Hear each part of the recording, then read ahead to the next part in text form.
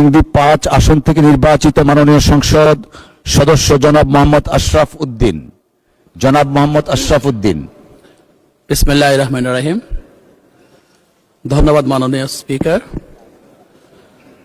আজকের এই মহান জাতীয় সংসদে উপস্থিত হতে পেরে আমি কৃতজ্ঞতা প্রকাশ করছি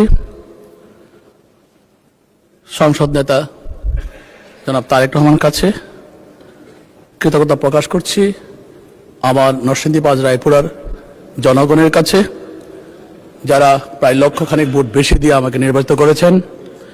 তবে ওনাদের কথা বলতে গেলে অত্যন্ত দুঃখের এবং পরিতাপের বিষয় যে নরসিংদী 5 রায়পুরা 24টা ইউনিয়ন একটা পৌরসভা নিয়ে গঠিত।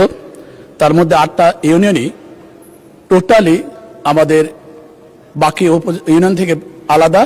সেখানে একটা মেঘনা নদী আছে, প্রায় 200 নৌকা প্রতিদিন মানুষ যাতায়াত করে এবং প্রচুর গাড়ি ফেরি পারাপার হয়। কিন্তু এই বৃষ্টি হলে আমরা চরাঞ্চলের প্রত্যেকটা ইউনিয়নকে আমরা শিল্পনগরী বলেন, পর্যটক নগরী বলেন, শিক্ষানগরী বলেন, সব দিক দিয়ে আমরা উন্নত করতে পারি।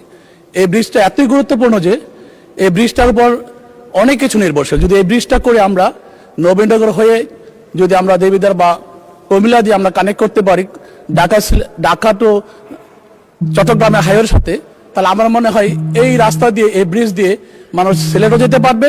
পাশাপাশি ঢাকা শহরে যে যানজট হয়, শত শত কাভার্ড ভ্যান, ট্রাক, গাড়ি যেটা ঢাকা শহর হয়ে গাজীপুর যায়, ভালুকা, ময়মনসিংহ যায়, সেগুলো এই রাস্তা দিয়ে যাবে। তাতে করে আমরা প্রচুর রেভিনিউ আর্ন করতে পারি, পাশাপাশি এই এলাকার উন্নয়ন করতে পারি, এই এলাকার আশপাশের সমস্ত এলাকার উন্নয়ন হয়।